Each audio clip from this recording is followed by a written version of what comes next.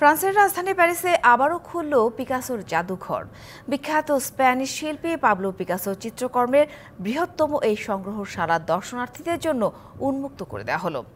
আর এবার প্রথমবারের মতো পিকাসোর সঙ্গী শিল্পী ফ্রাঁসোয়া জিলোকে শ্রদ্ধা জানানো হচ্ছে।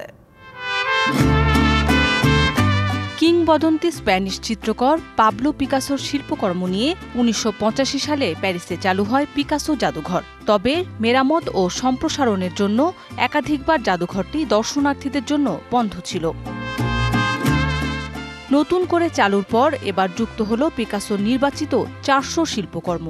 জাদুঘরের ২২টি কক্ষে এসব শিল্পকর্ম প্রদর্শিত হচ্ছে। জাদুঘরের কাছে থাকা প্রায় ২ লাখ শিল্পকর্ম থেকে এসব বাছাই করা হয়েছে। এই সংগ্রহের মধ্যে পিকাসোর সারা জীবনের ১৩,০০০ শিল্পকর্ম রয়েছে। বলা হচ্ছে পিকাসোর আঁকাআঁকি জীবনের শুরু থেকে ১৯৭৩ সালে তার মৃত্যু পর্যন্ত প্রতিটি সময়ের শিল্পকর্ম শুধু এই জাদুঘরেই আছে। জাদুঘরের একটি অংশের নাম ল্যাবরেটরি, যেখানে আছে পিকাসোর তৈরি অগুন্তি ভাস্কর্য। এসব তৈরিতে কার্ডবোর্ড, ধাতব পদার্থ, কাঠ, সিগারেটের প্যাকেট থেকে শুরু করে এমন কিছু নেই যা ব্যবহার করেননি মহান এই শিল্পী। জাদুঘরের আরেকটি অংশে দ্বিতীয় বিশ্বযুদ্ধের সময় পিকাসোর আঁকা চিত্রকর্মগুলো স্থান পেয়েছে। এর মধ্যে প্রতিরোধের প্রতীক হয়ে ওঠা ম্যান উইথ দ্য শিপ নামের ভাস্কর্যটিও রয়েছে। এদিকে প্রথমবারের মতো পিকাসোর সঙ্গী শিল্পী ফ্রাঁসোয়া জিলোর প্রতি সম্মান জানিয়ে জাদুঘরের একটি পুরো কক্ষ তার শিল্পকর্মের জন্য বরাদ্দ করা হয়েছে।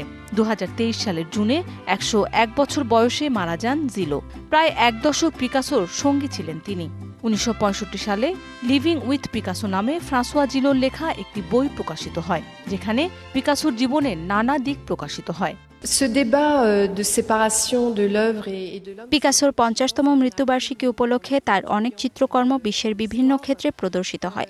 তার মধ্যে অনেকগুলো এই জাদুঘরে প্রদর্শিত হচ্ছে। মৌসুমী শান্তা, ডিবিসি নিউজ ডেস্ক।